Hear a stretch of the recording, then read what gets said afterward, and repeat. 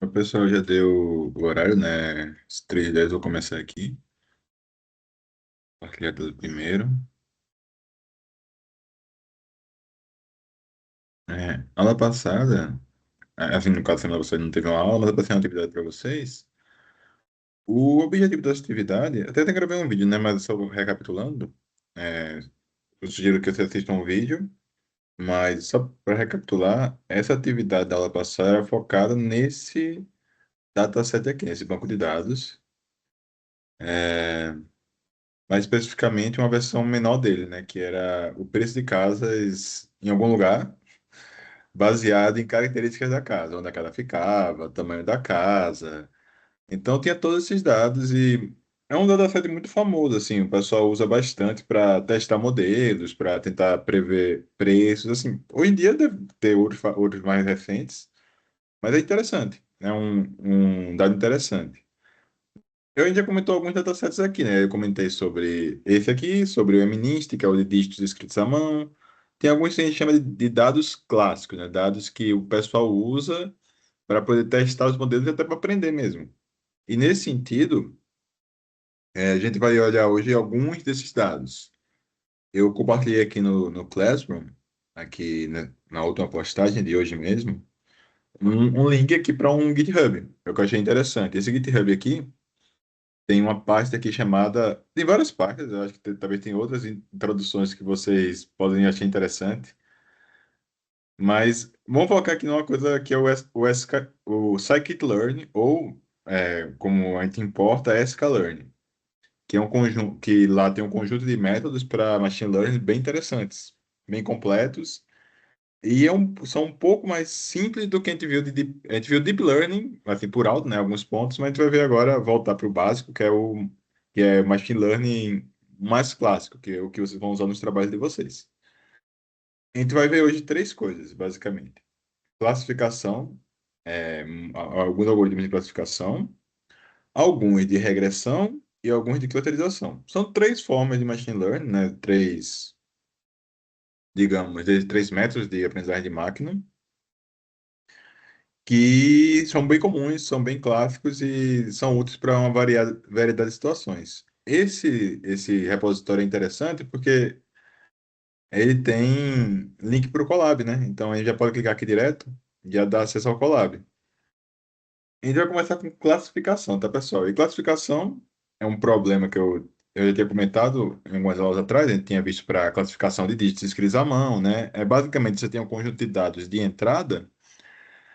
E você quer descobrir o que aqueles dados significam. Classificação é basicamente isso.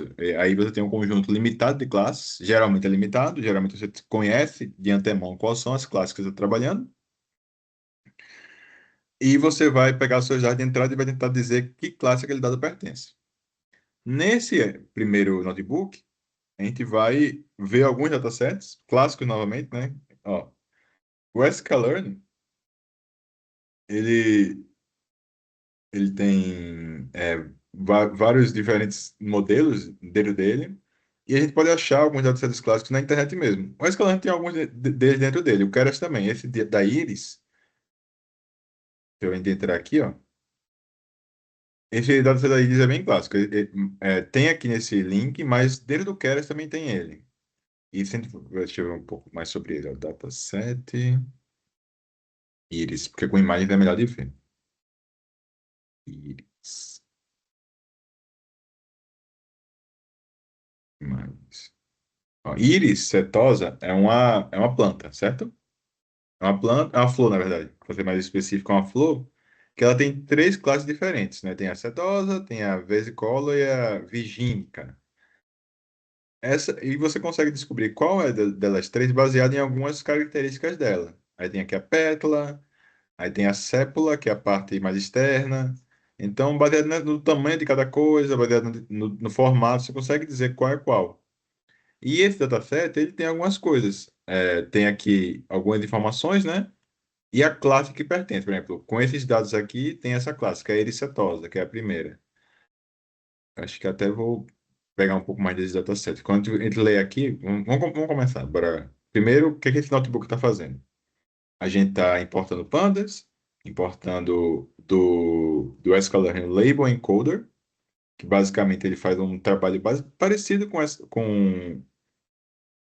transformar em categoria, mas em vez de transformar em categoria em forma de vetor, ainda transformando em label mesmo, né? Num número, atribuindo um número àquela classe. Porque vocês estão vendo aqui que a classe é um nome, né? Íris setosa é um nome, aí se for aqui para baixo tem a íris vesicolor, se for aqui mais para baixo tem a íris virgínica. Então, as classes aqui estão pequenas, a letra está pequena, primeiro. Vocês talvez não tenham vendo, mas aqui, ó, tem aqui a classe. É aqui, esse dataset que eu estou baixando vem desse link aqui. E aqui tem a classe como nome. Quando a gente for executar aqui, a gente vai baixar o dataset diretamente desse site. O Pandas tem essa propriedade interessante, né? Você pode passar um link e o Pandas baixa diretamente do link o site. E cada coluna daquela tem uma característica. Ó. Tem o comprimento da sépola, a largura da sépola, o comprimento da pétala, a largura da pétala e a classe, que é o label. A gente vai pegar essas informações direto desse site, que são justamente essas aqui. Baixando as informações para esse dataset, a gente vai usar o label encoder para pegar o label que está em nome e transformar esse label em número. Eu vou fazer por partes, que é melhor, porque assim tudo junto não vai dar para ver o que é cada coisa. Vamos fazer por partes. Primeiro a gente vai pegar o dataset, executar.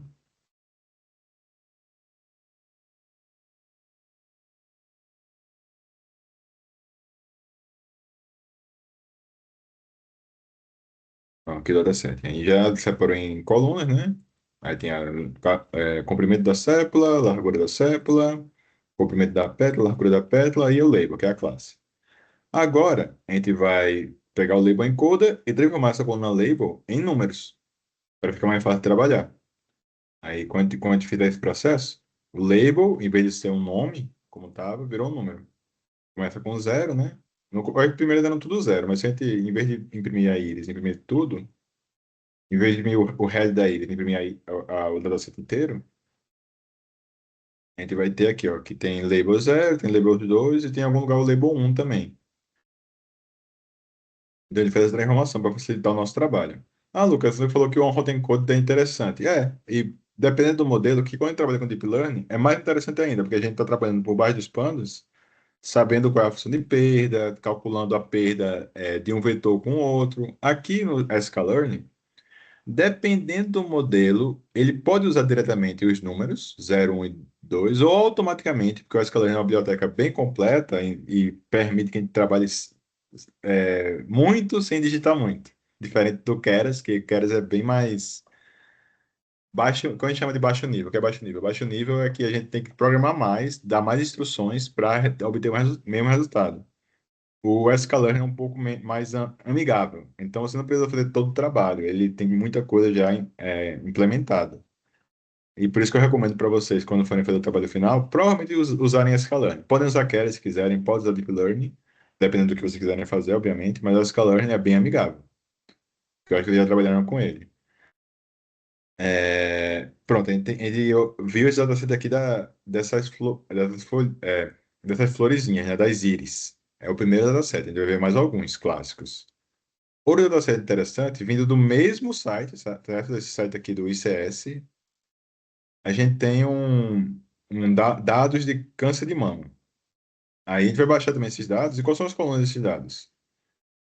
Algumas colunas, assim, em relação à própria mama, né, que é espessura do clamp, eu não sei exatamente o que é clamp, mas espessura do clamp, uniformidade das células, uniformidade do formato do tamanho do formato das células, e algumas outras coisas, algumas outras características específicas do câncer de mama. É bem mais do que do que o das flores, né?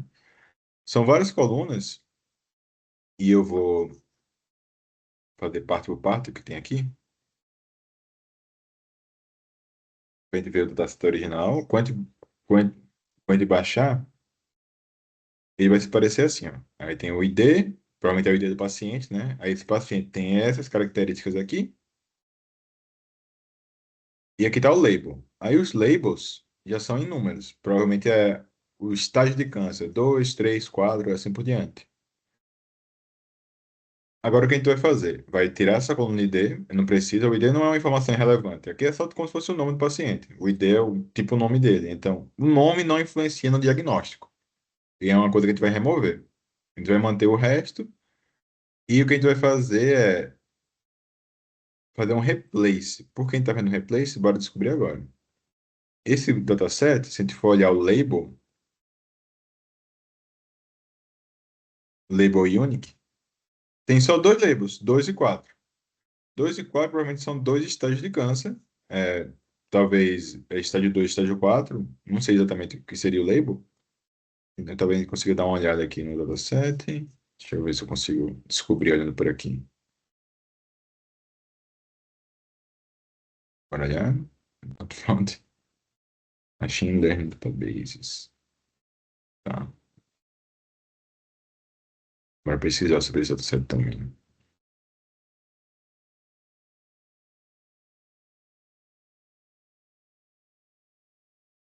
Aqui. Ah, diagnóstico, que deve ser o label, deve ser benigno e maligno. Deixa eu ver aqui. Aqui.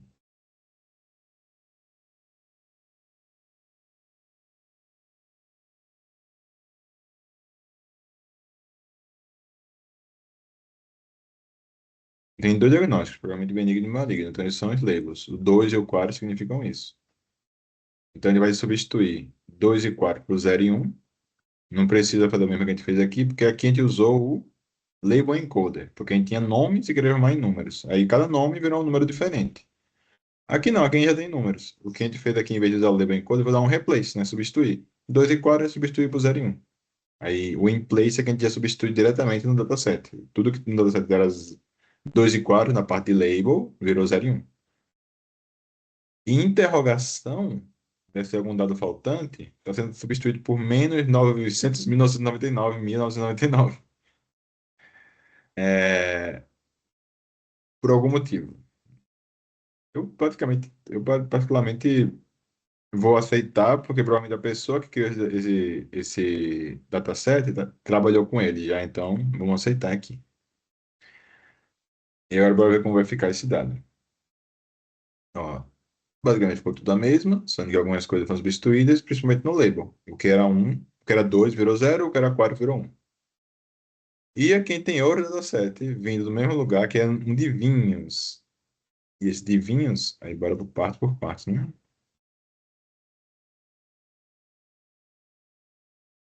Label, esse de vinho aqui eu não faço ideia do que ele é. Bora dar uma olhada também que informações ele tem.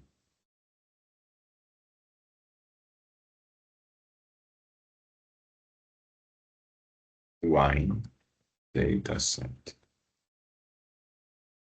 Wine quality, sim, wine quality.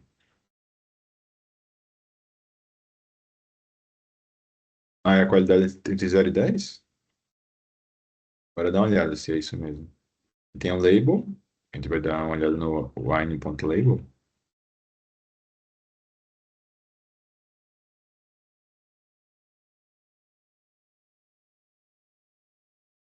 E com ponto unit.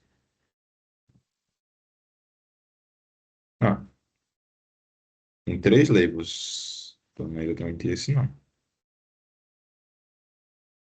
Bora olhar esse específico. Vai, esse dataset do label. ICS.c.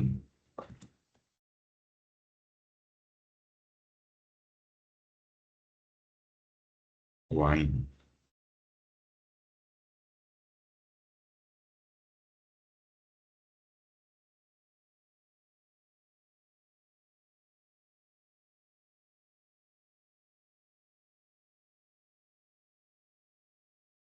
Outros.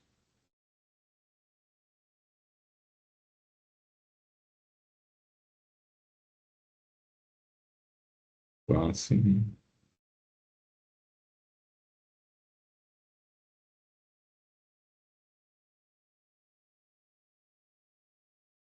E aqui, o que são essas classes?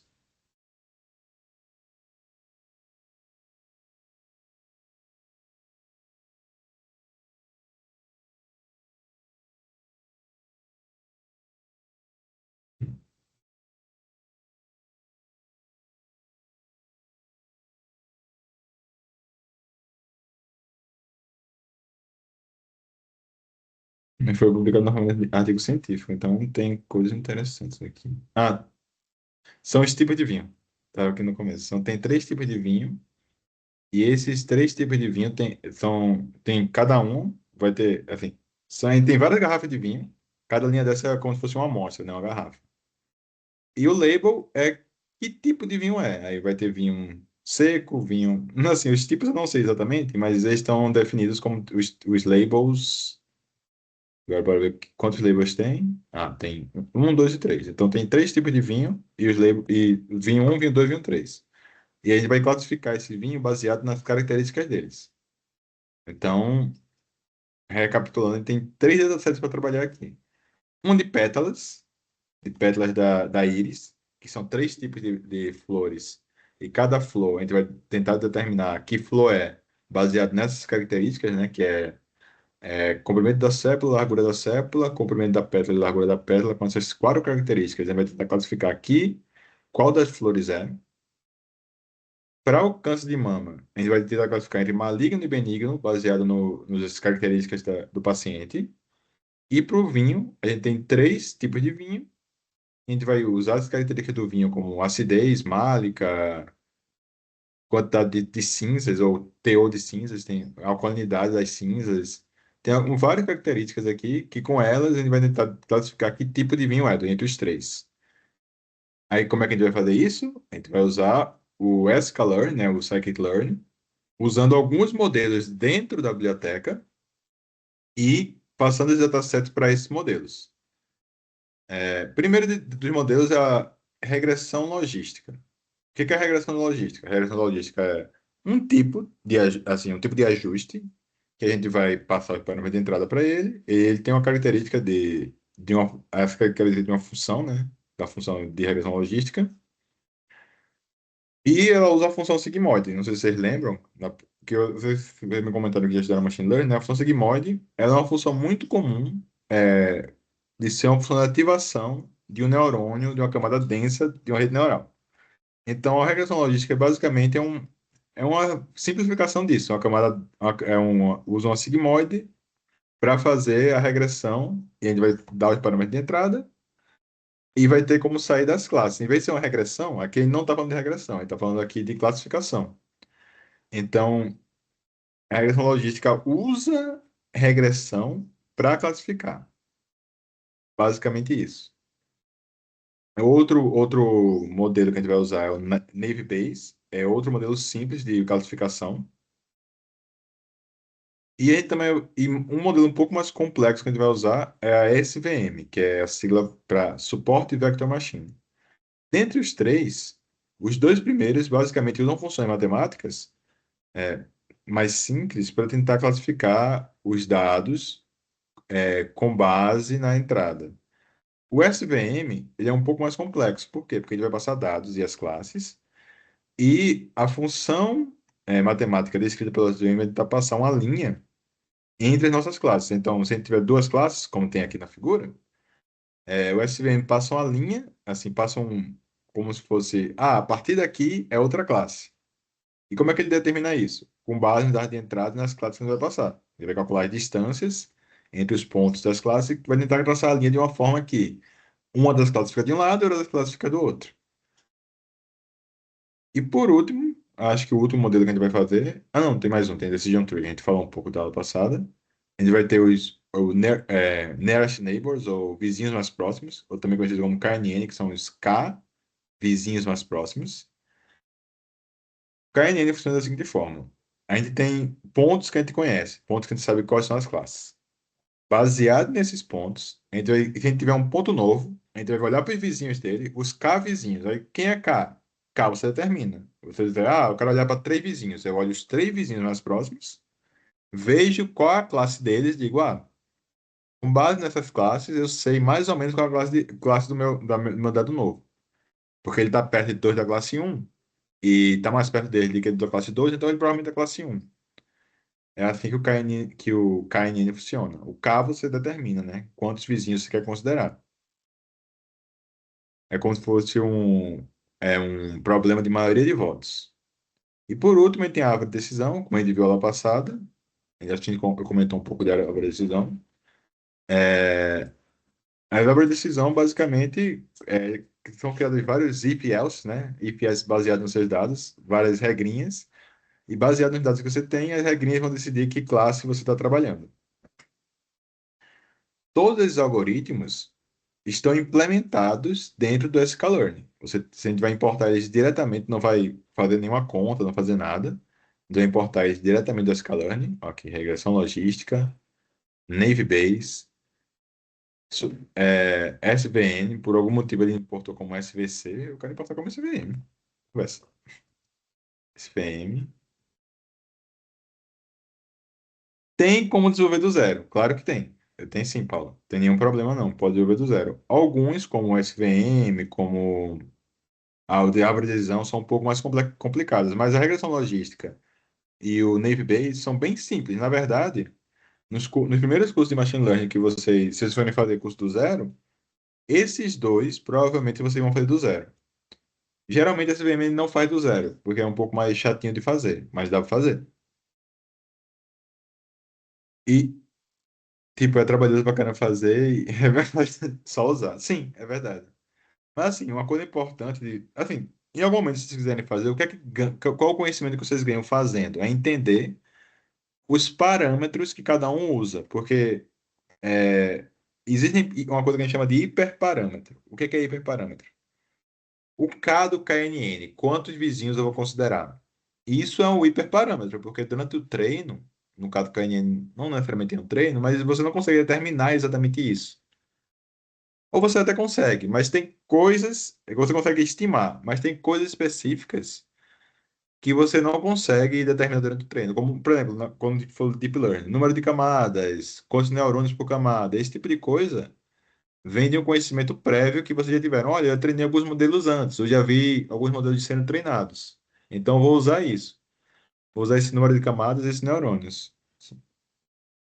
Isso, são os parâmetros iniciais, são os hiperparâmetros. Aí, os hiperparâmetros, ou você testa várias vezes e veja qual é o melhor, né, comparando, ou você já sabe. E para você ter esse conhecimento prévio, às vezes é interessante você ter implementado o algoritmo do zero para ver mais ou menos como funciona.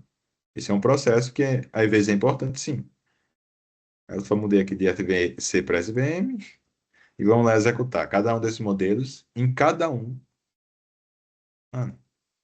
Tá. SVC é o nome completo. Não importa SVC, não. Importa SVC. As SVM. Agora sim.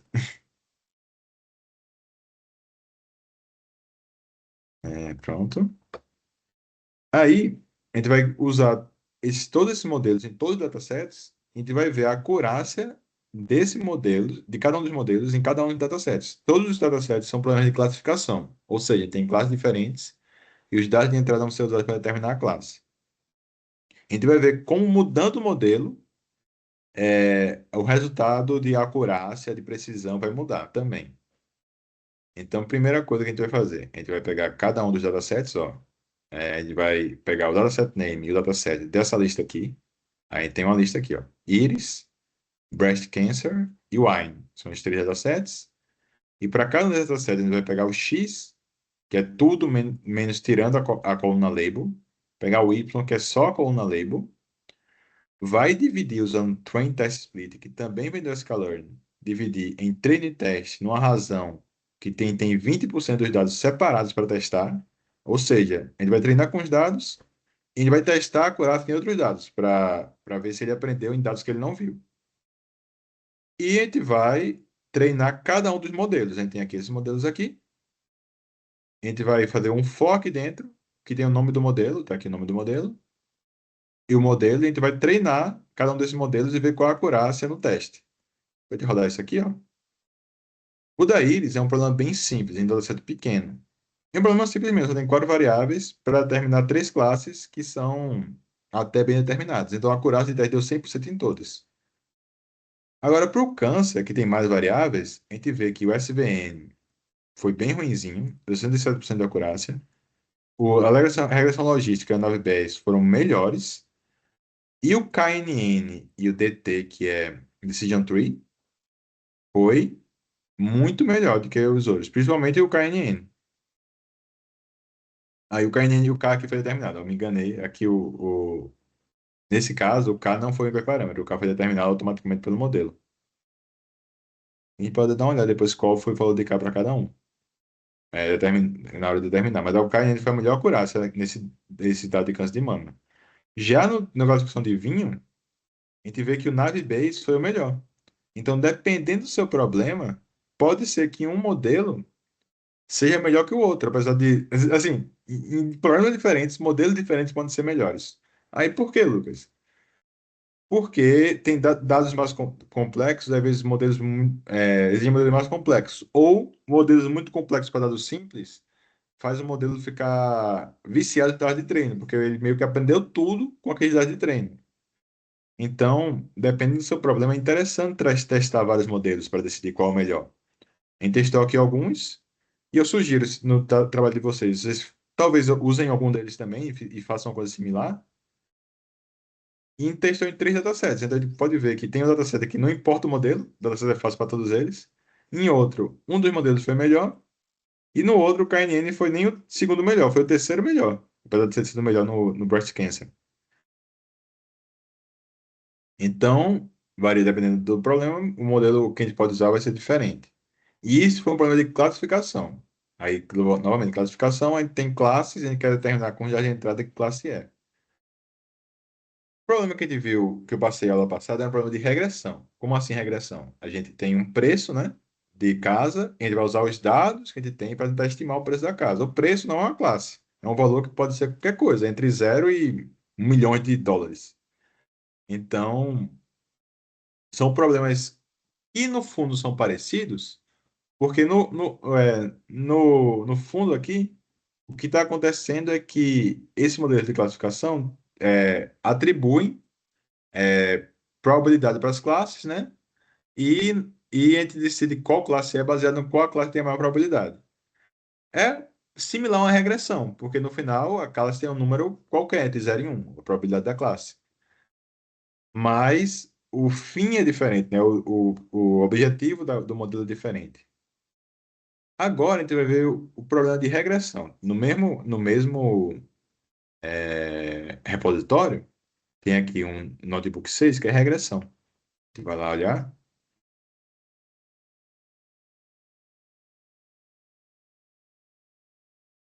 E aqui a gente vai olhar outros datasets. O primeiro dataset vai ser performance de CPU, ou seja, performance tem em português também, performance de computador em geral. A gente tem dados de algumas máquinas. Aí tem aqui o vendedor, o modelo e algumas variáveis que eu não entendo. Bora ver se o chat GPT consegue nos ajudar nessas variáveis aqui. Aí vai ser fácil. Chat GPT. É, me ajude a descobrir o que são as colunas desse dataset.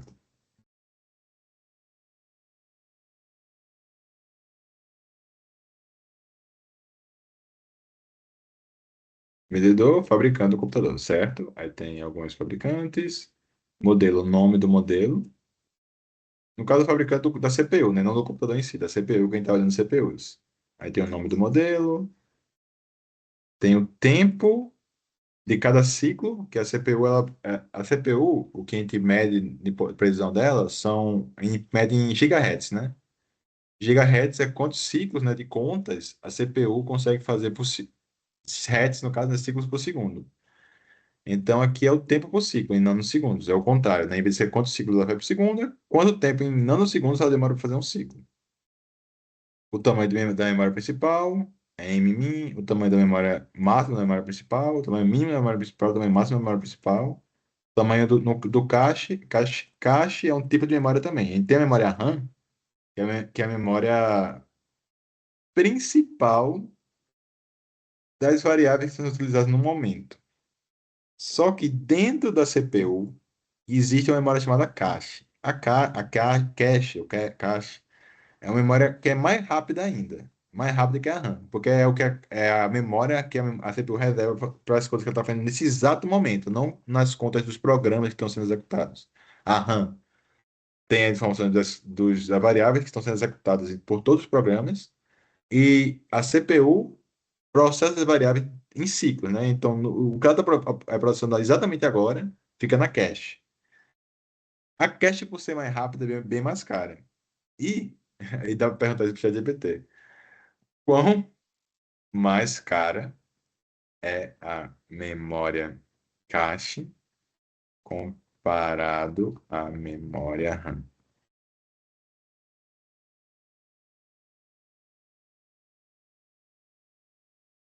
Até eu fiz uma tabelinha, ótimo. É o custo por gigabyte. Enquanto a memória RAM custa de 2 a 5 dólares por gigabyte, uma memória cache, também conhecida como SRAM, custa de 1.000 dólares a 5.000 dólares por gigabyte. E ela é muito, muito mais rápida. Então, isso aqui, tamanho do cache, é a quantidade de cache que a sua CPU tem.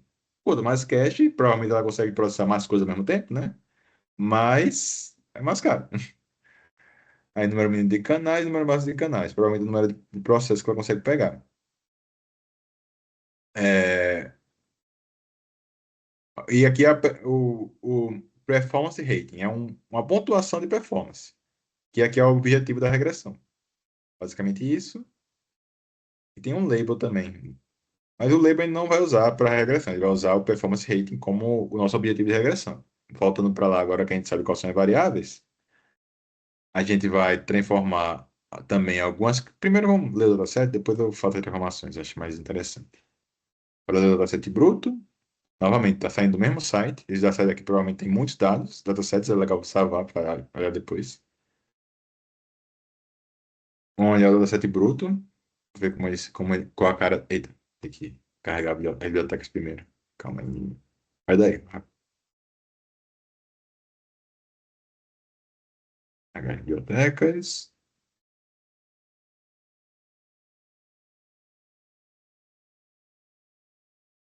Falando aqui. Tem aqui os valores do modelo, vendedor, as outras variáveis, que eu esqueci algumas delas, e o PRP, que provavelmente vai ser o que a gente vai determinar. Não sei se vai ser o label, mas segundo o ChatGPT é o PRP, bora ver já já. A gente vai fazer algumas mudanças nesse dataset. Primeira coisa, o vendedor, que é uma variável, é uma variável categórica, a gente vai transformar ela em categorias, usando o feed transform. O feed transform é o label encode, né? Vai transformar em categorias, em números. Mesma coisa do modelo. Quando ele fizer isso, o vendedor que fizeram vários nomezinhos viraram números, e o modelo também virou número. Eram vários, não nomes, né, mas números com letras e viraram números, números também, números inteiros. E tem também dados de pacientes com Parkinson, bora dar uma olhada nesses dados. Entrei uma coluna delas em label, e o que a gente quer determinar é provavelmente essa coluna label, para falar a verdade. O ChatGPT eu acho que se enganou. Vai ser a coluna label, provavelmente. Mas bora dar uma olhada nessa coluna label. Cadê ela? Aqui. Label é um valor numérico. Diferente, em todos esses casos aqui, label é um valor numérico. Diferente do que a gente tinha no outro caso, que label era uma categoria, aqui label é um valor numérico. Então, é isso que a gente vai tentar fazer a regressão, tentar adivinhar que número é esse. Como números são infinitos, né? Tem quantidade infinita de números, não é simplesmente dizer que classe é, porque não tem infinitas, não tem como determinar infinitas classes. Ele vai tentar chegar o mais perto possível do número correto. Isso que é uma regressão, com todos esses dados aqui. Aí esses dados aqui de paciente tem exatamente igual que tinha na classificação, tem o subject, né, que é provavelmente é o paciente. Não tenho certeza, mas deixa eu dar uma olhada aqui. Subject, porque tem mais de um subject vai ver que subject, subject number, que aqui é a mesma idade.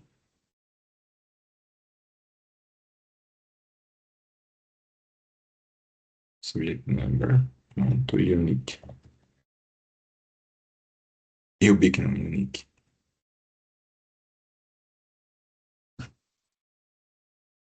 Tem vários subjects. Mas provavelmente o subject é um ID de paciente, sendo que ele tem é, diferentes medições. O mesmo paciente fez várias medições diferentes. Então, talvez importe, porque tem mais de cada subject tem mais de um dado em vez do ID. Então, foi deixado aqui, diferente do ID que te eliminou no caso de câncer de mama, porque naquele caso, cada paciente só tinha uma informação, eu queria mais de uma. E agora a gente explora só esses dois datasets para fazer regressões. Diferente dos datasets também do classificação, esses aqui não são muito clássicos não, né? São datasets bem menos comuns, digamos assim. Que modelos a gente vai usar para fazer regressão? A gente vai primeiro fazer uma regressão linear. Regressão linear é conhecida por todo mundo. A x mais b é uma reta. Então, ver que reta passa mais perto de todos os pontos.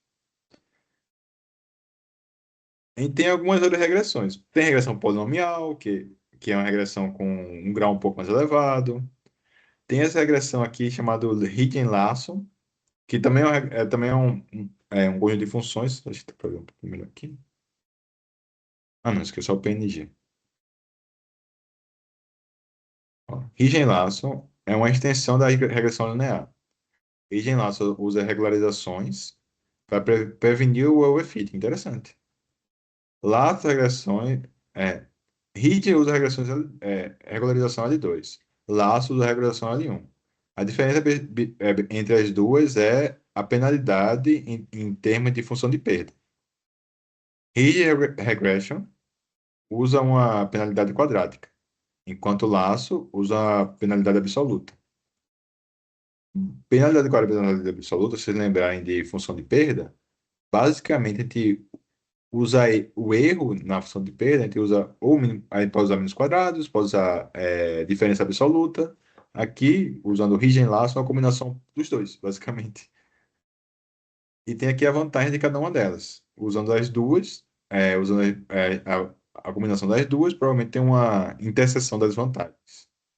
E por último, não tem abreviação também, a gente pode usar SVN, VM e abreviação também para regressão. Tem uma desvantagem usando os dois, que é uma coisa que talvez vocês tenham visto quando vocês fizeram o exercício, ou quando vocês forem fazer o exercício do preço das casas, é que usar SVM e usar a precisão para regressão geralmente cria patamares. O que eu quero dizer com isso? Que a SVM ela faz divisões entre os domínios. Ó. SVMs, ou Support Vector Machines, também que pode ser usado para regressão, com uma versão um pouco diferente, que se chama Support Vector Regression. O SVR mantém todas as características do SVM. Ele usa os mesmos princípios do SVM para classificação, com as pequenas mudanças. Como eu comentei, a SVM cria uma linha entre uma classe e outra. Como ela tem esse princípio de criar linhas, né, criar um ponto que é equidistante de todos os pontos, faz sentido se parecer com a regressão linear. Só que a SVM suporta outros tipos de curva, além da só da linha. Linha é um tipo de curva que a SVM faz, mas você pode criar uma superfície entre duas classes, que é uma curva polinomial. E é isso que esse gráfico está mostrando.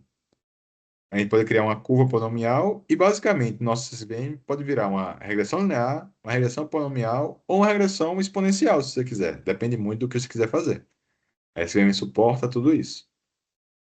Mas voltando para a decisão, qual é a desvantagem? Existe uma desvantagem de você usar a previsão. É que ela cria alguns patamares. Então, em vez de ser uma função contínua, bonitinha, às vezes, quando você usa a previsão para regressão, por causa dos ifs e do else, dependendo de como sua aula for treinada, você pode ver que os pontos vão cair, muitos pontos vão cair. Por exemplo, se você tiver uma regressão que os números estão entre 10 e 20, aí vai ver vários pontos em 10,5. Aí você muda alguns parâmetros, em vez de ir para o 10,6, ele vai direto para o 10,1. Para o 11. Em vez de ir para o 10,6, ele vai direto para o 11. A abreviação, às vezes, tem essa característica de ter degraizinhos. É como se fosse. Ela cria pequenas classes entre os números. Aí, quando ela tenta estimar que número é, ela não chuta qualquer número, ela chuta um número discreto. Isso pode acontecer. Mas Mas é interessante porque você consegue entender de forma mais fácil porque caiu naquele número. E bora comparar aqui cada um dos modelos. A gente está importando todos eles novamente do sklearn. A gente tem aqui regressão linear, laço, HIT. São dois modelos diferentes, né? Laço e HIT. Tem aqui o SVR, que é o SVM para regressão. E tem aqui a árvore de decisão, novamente. A árvore de decisão é quase igual, mas qual a diferença? Aqui a gente tem a árvore de decisão classifier, aqui a gente tem a árvore de decisão regressor. E a gente vai olhar os nossos dois datasets, e bem parecido. Vai pegar X, que é tudo menos o label, vai pegar o Y, que é o label, só que agora o Y, sendo label, vou até printar ele, ele não é mais um conjunto de classes. Eles são vários números que não se repetem. Então eu vou tentar adivinhar que número é, o mais perto possível do número que é. Dividir novamente em treino e teste, e para cada modelo eu vou treinar usando o fit, né? E vou calcular um score, e o score é a acurácia, comparando o X de teste e o X de treino. Essa acurácia aí é um pouco diferente da classificação. Por quê? Na classificação, a gente sabia muito bem que a acurácia, eu tenho 10, 10 exemplos. E eu acertei a classe de 7, minha acurácia é 70%. Aqui não. Aqui eu tenho 10 números. Eu não vou acertar exatamente o número, eu vou chegar o mais perto possível. Então, esse score aqui, essa acurácia, que não é acurácia, eu vou chamar de score ou loss. Loss é um nome um pouco melhor. Loss é o valor da perda. É um parâmetro que diz o quão bom o modelo está. Aí é um parâmetro, geralmente, quando a gente pensa em score, né, que a gente chama de score, que é o, dependendo da função de perda que você usar, se usar mínimos quadrados, vai ter um valor, se usar dados absolutos, vai ter outro, mas é um valor entre 0 e 1, e igual à acurácia, quanto mais perto de 1, melhor. Vou te rodar isso aqui. Aqui estão os valores de y, para o primeiro dataset, né, que é o primeiro dataset, que é o computer hardware. Aí a gente tem aqui o y é o label. Segundo o ChatGPT, é o objetivo principal da regressão, mas eu vou dizer que ele está errado. Vou dizer, você está errado. Errado. O objetivo.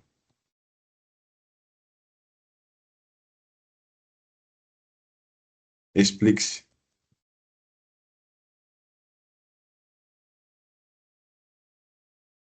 Você está.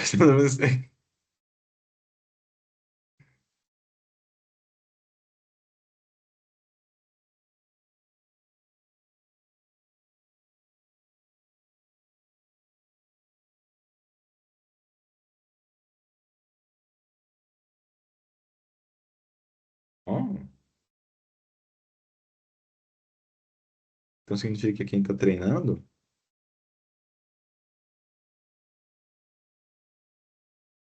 já deveria estar muito convicto, tá? Tá dizendo que o PRP e o label, eles deveriam ser uma coluna só.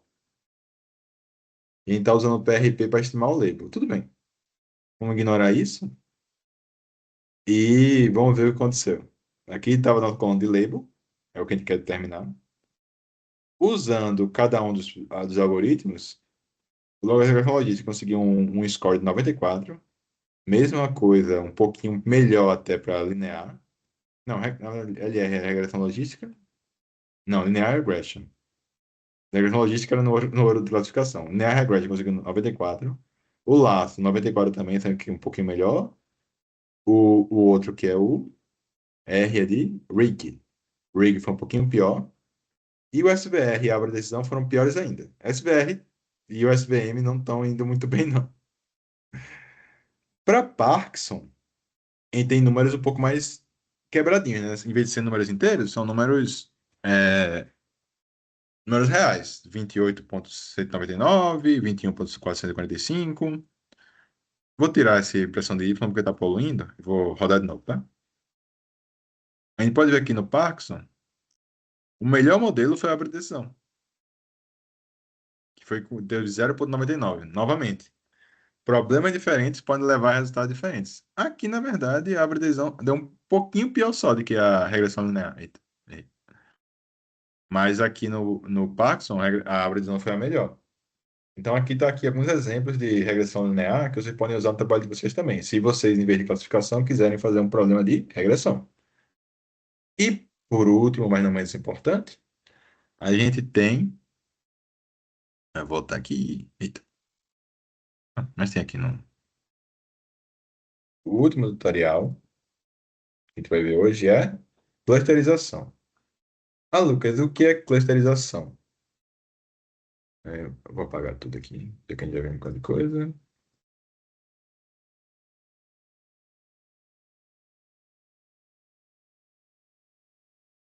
Clusterizar.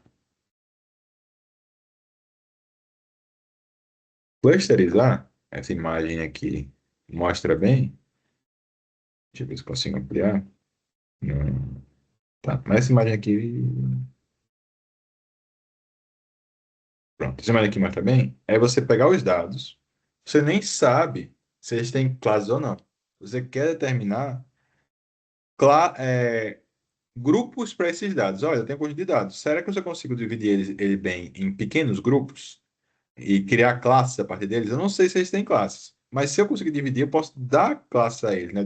Dividir nossos dados em grupos diferentes. Clusterizar basicamente é isso. Quando a gente fala de clusterizar, a gente está falando de um problema não, geralmente não supervisionado.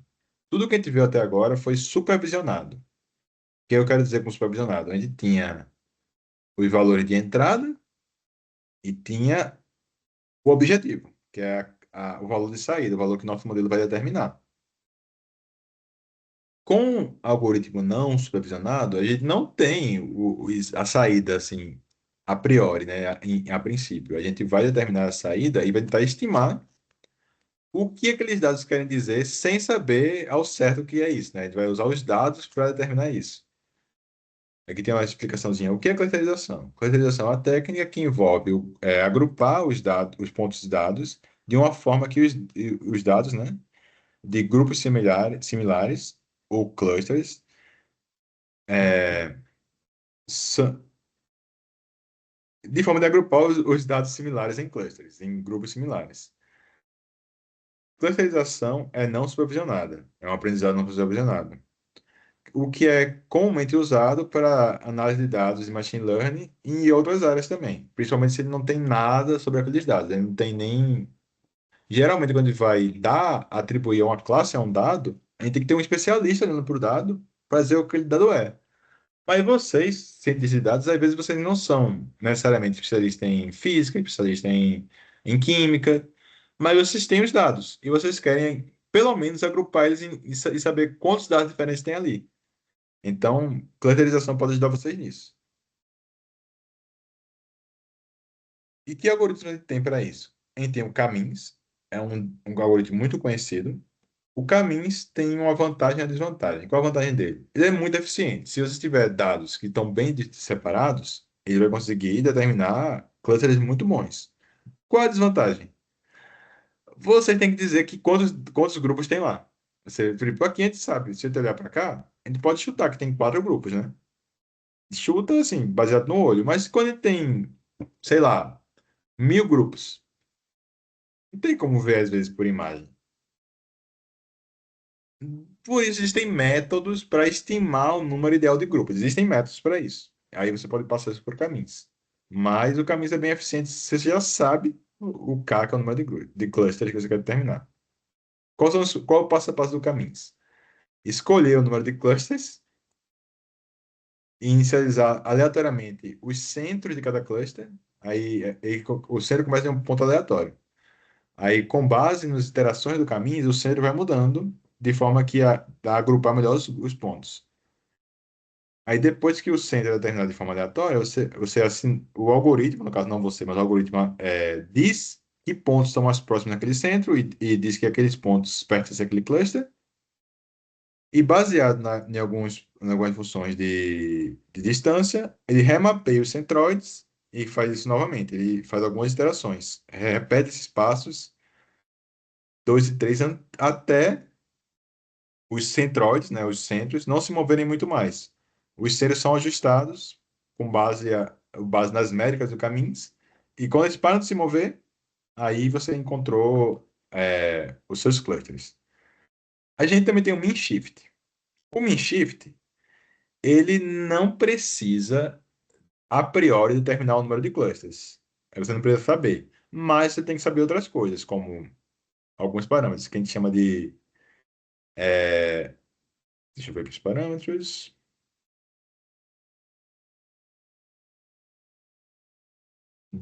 Tem densidade. Porque o mean shift é um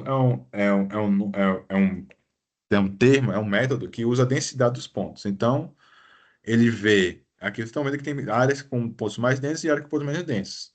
Então, ele determina as áreas de menor densidade e coloca o centro dos clusters nas áreas de maior densidade. Pessoal, volta daqui a um segundinho.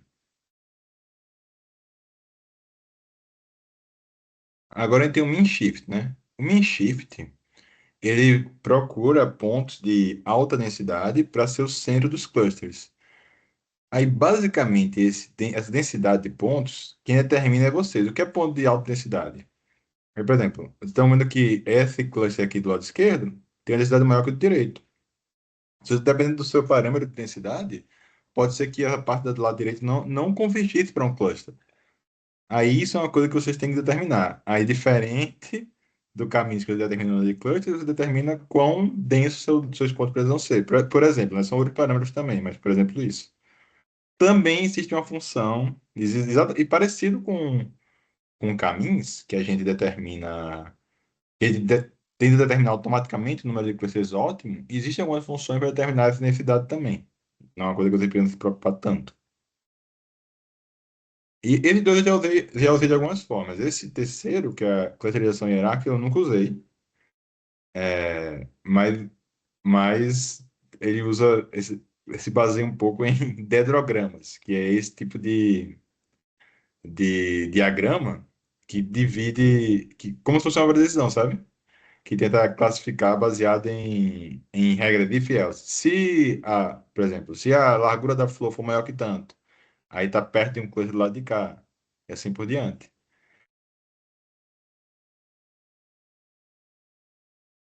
Existem dois tipos, né, de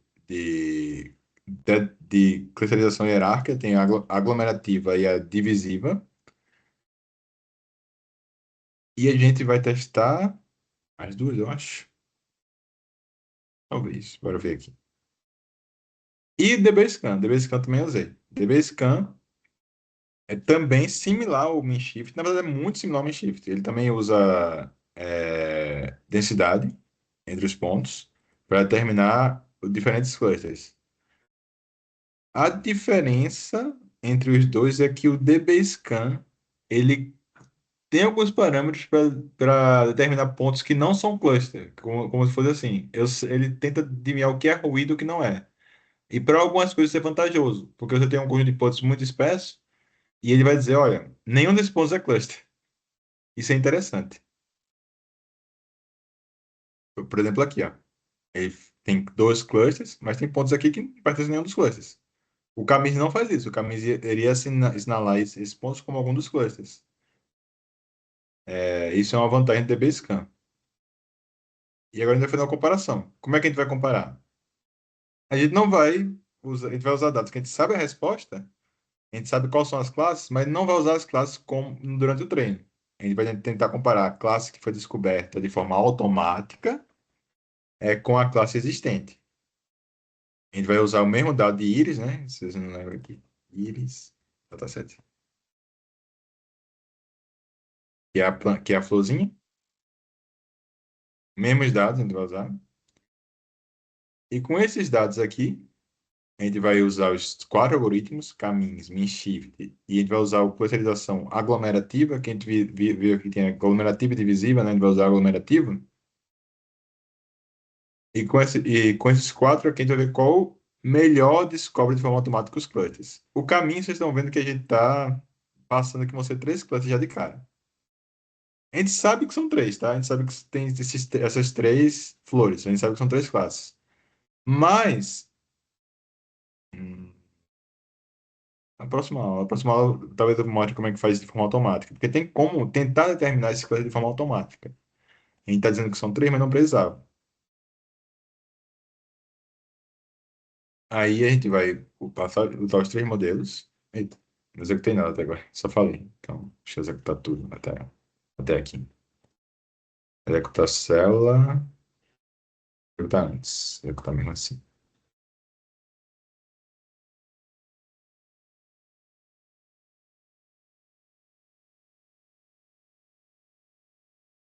Pronto. Ele vai executar aqui os algoritmos. Oxi, não gostei não. Calma aí. Não gostei porque ele não está calculando a acurácia. Eu quero calcular a acurácia. Deixa eu fazer uma coisa aqui. Pois é.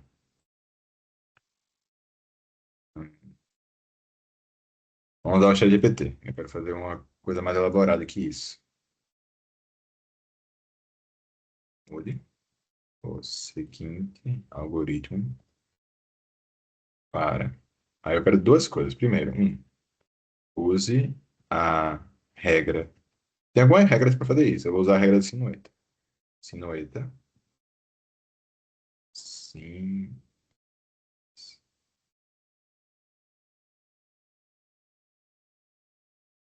Regra do cotovelo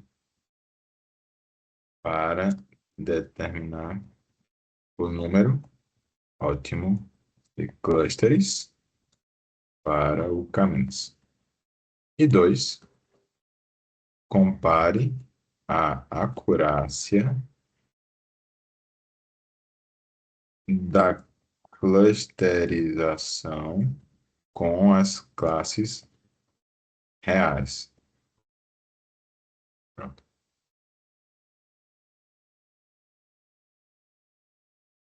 Eu do web. Eu vou ver, eu vou mais para você.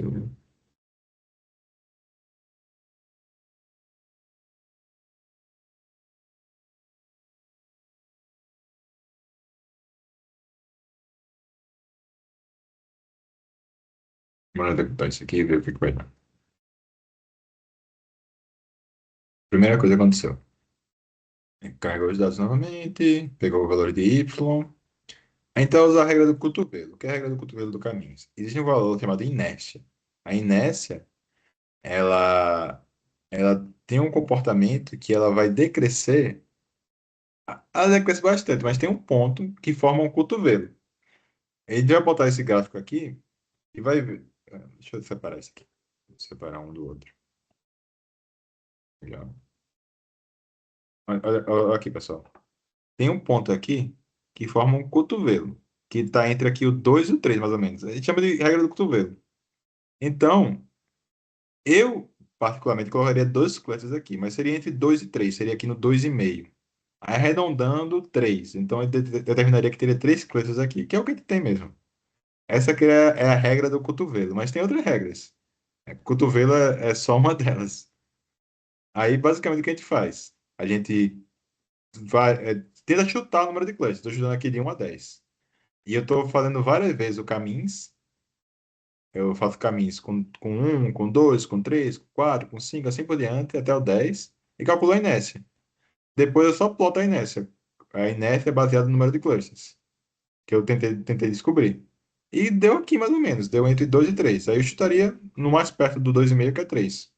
Que está bem no 2,5 o cotovelo. Se eu for desenhar um braço aqui, o cotovelo estaria no 2,5. Aí arredondaria para 3. Aí tem aqui as acurácias, mas agora por partes. Supondo, não, já escolheu que o ótimo é 3. A gente vai colocar aqui o número ótimo. Mesma coisa para o aglomerativo, que o número ótimo faz diferença também na hora de calcular o aglomerativo.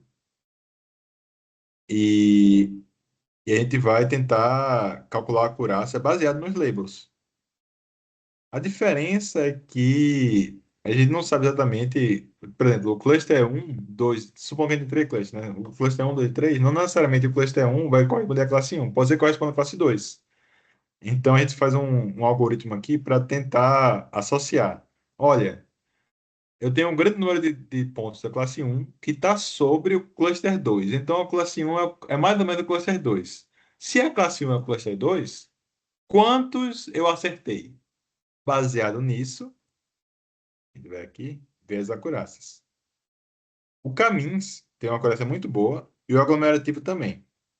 Isso geralmente acontece, tá? Se a gente sabe o número de clusters, a gente sabe, tem uma boa ideia do número de clusters. Vamos fazer um teste aqui. Vamos supor que a gente colocou 4. Talvez dê errado aqui. Não, deu um pior um pouquinho no Camins. Mas vou colocar pior aqui, vou colocar 10. Acho que Camins é uma coisa. Tá esquisito isso, mas beleza. Colocou 3. Com 3 clusters, o Camins tem uma coragem de 39%. O mean shift deu uma coragem de 67%. O aglomerativo deu uma coragem de 9% e o DB scan de 69%. O mean shift e o DB scan eles partem do mesmo princípio, não sabem de nada. Aí não passou nenhuma informação, nem densidade para eles. Então eles acertaram mais ou menos 70% dos dados sem saber nada.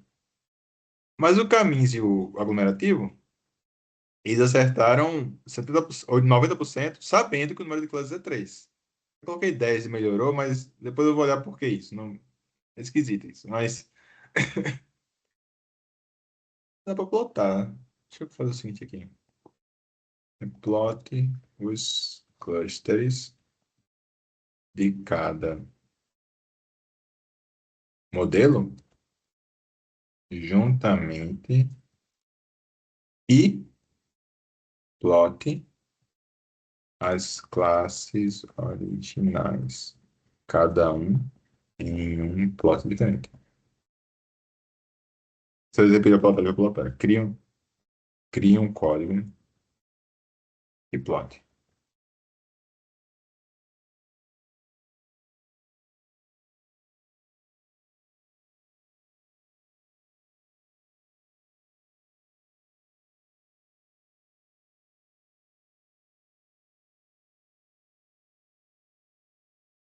Importante, assim. É, só vou mostrar para vocês uma coisa. Aqui tem também, lá naquele tutoriais, vou mostrar, tem um tutorial só sobre redução de dimensionalidade. A gente vai fazer isso agora, de forma automática, redução de dimensionalidade, e a aula que vem eu continuo um pouco sobre isso. Mas o que é isso, redução de dimensionalidade? Tentei olhar aqui nossos dados, a íris, a gente tem 4 variáveis, né? É 4 dimensões. Como é que a gente plota isso num gráfico 4 dimensões? A gente está no mundo 3D, a gente consegue ver até 3D. Ver 4 a gente não consegue. O que se faz é reduzir a dimensão. Reduzindo a dimensão, a gente consegue pegar uma coisa que é 4D e transformar ela em 2D, por exemplo. E com 2D a gente consegue ver. E é isso que a gente vai fazer agora. Vou mostrar aqui o resultado disso em 2D. Pra vocês verem o que eu estou querendo dizer.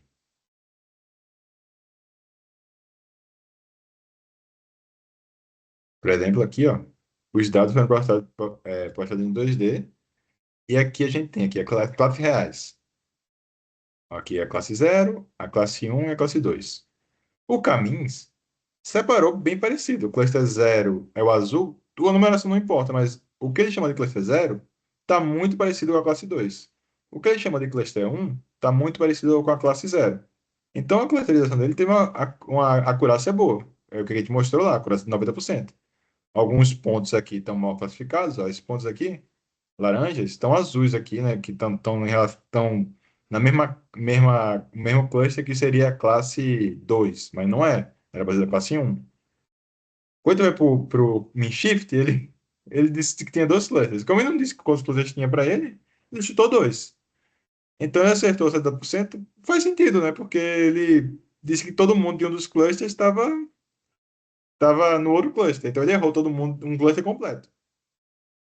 O aglomerativo, ele também passou para ele que tinha 3 clusters. Então ele acertou bem parecido com o Caminhos. Na verdade, deu igual ao Caminhos. Ó. Então olha aqui, está igualzinho ao Caminhos. Pouquíssima diferença. E o DB Scan disse que tinha 2 clusters e ruído. Como eu falei, ele disse que tem ruído. Então esses 2 caras aqui erraram, por quê? Porque eles não sabiam quantos clusters tinha. E esses 2 caras acertaram porque sabiam. E, geralmente, se o problema é fácil determinar o número de clusters, Caminhos vai ser bem interessante. E o aglomerativo aparentemente também. Eu nunca tinha usado, né? Mas ele parece muito com Caminhos, os resultados. O Minshift de Basecamp pode não ter a mesma utilidade, mas para que eles seriam úteis, principalmente de Basecamp? Para saber se seus dados são só ruído, porque você quer, às vezes, agrupar coisas, forçar agrupamento. Se você disser que tem três clusters, o Caminhos vai fazer três clusters em qualquer coisa. Se eu disser que tem 10, aí agora que o negócio vai ficar interessante. Cadê? Cadê doido? Esse é a. A disse que tem 3. Eu quero que tenha 10 agora. 10. 10. Cadê? Será que ele vai? Deixa eu ver aqui com 10. Se ele vai botar 10. Acho que não vai, né? Ah, botou. Tá aqui. Com 10 ele vai dizer que vai tentar fazer 10 clusters. Ó. Ele tentou aqui, fez 10 clusters. O numerativo também. Você disse que tem 10, ele vai tentar fazer 10. Mas o Minshift e o DBScan se mantiveram em 2, porque eles não têm essa informação. E o DBScan, inclusive, diz que algumas coisas são ruído. Porque para esse cluster aqui, realmente, se só tivesse 2, isso aqui está na periferia aqui, é ruído em relação a esse cluster aqui. Faz sentido. Então, cada método tem uma vantagem e uma desvantagem. Aí, para quem eu vou usar isso, Lucas? Para um problema que vocês não sabem qual são, quantas classes tem, se tem classes, quantas classes tem, é, e é muito para várias coisas. Essa modificação que eu vi no notebook com o ChatGPT não tinha no notebook original, tá? Não tem aqui. Aqui ele parou na clusterização só, né? Ele clusterizou aqui, mostrou. Esses GIFs, inclusive, os GIFs são bem legais.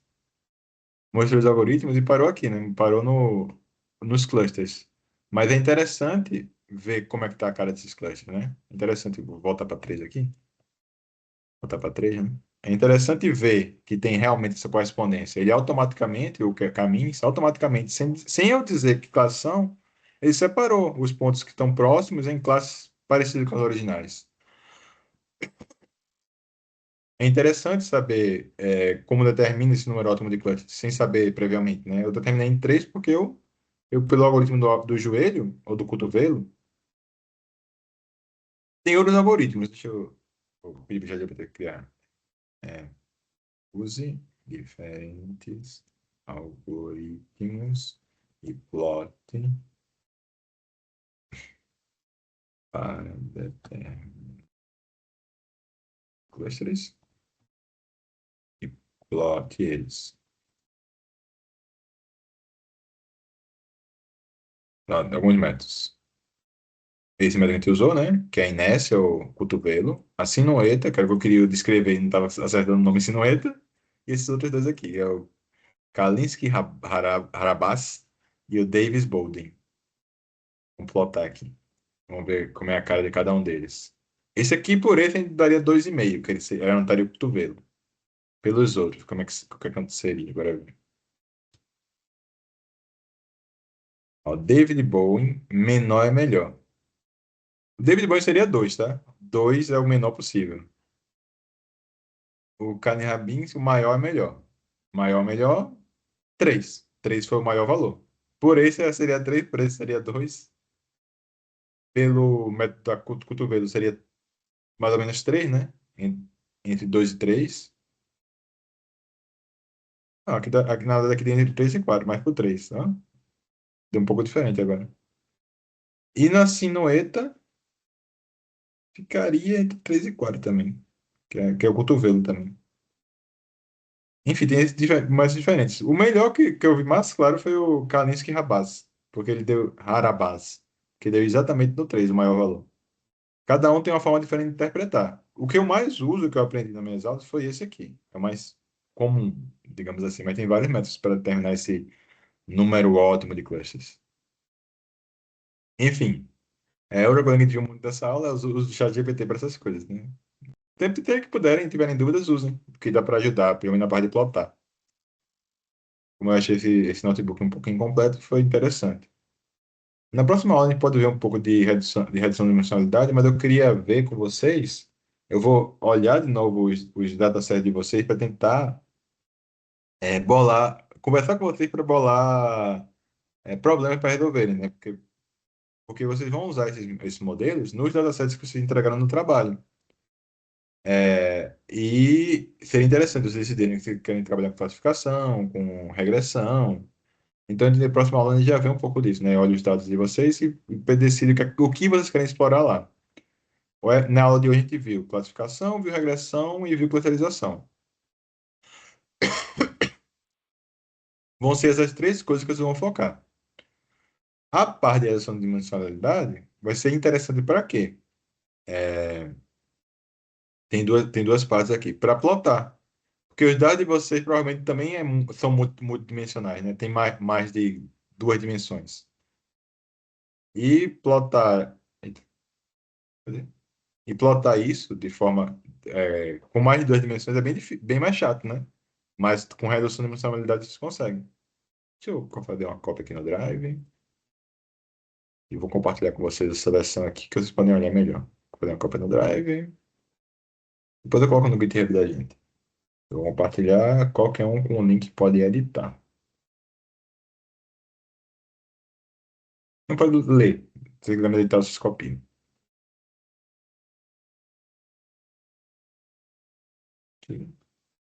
Aí, para a aula de hoje, pessoal, era isso. Eu queria mostrar esse tutorial.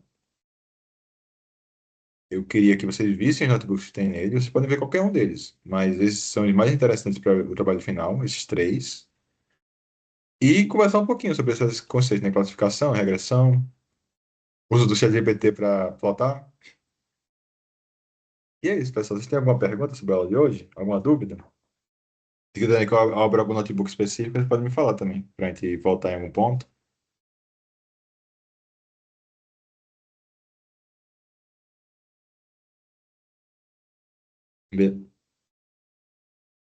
A candidato da UFAM. Ah, entendi. Eu vou postar a gravação aí, qualquer coisa vocês dão uma olhada assim, mas tudo certo.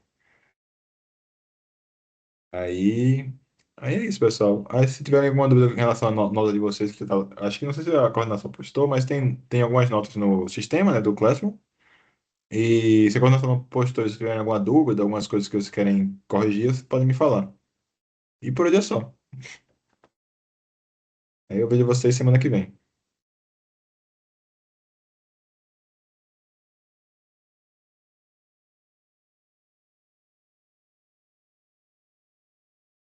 Oi, pode falar.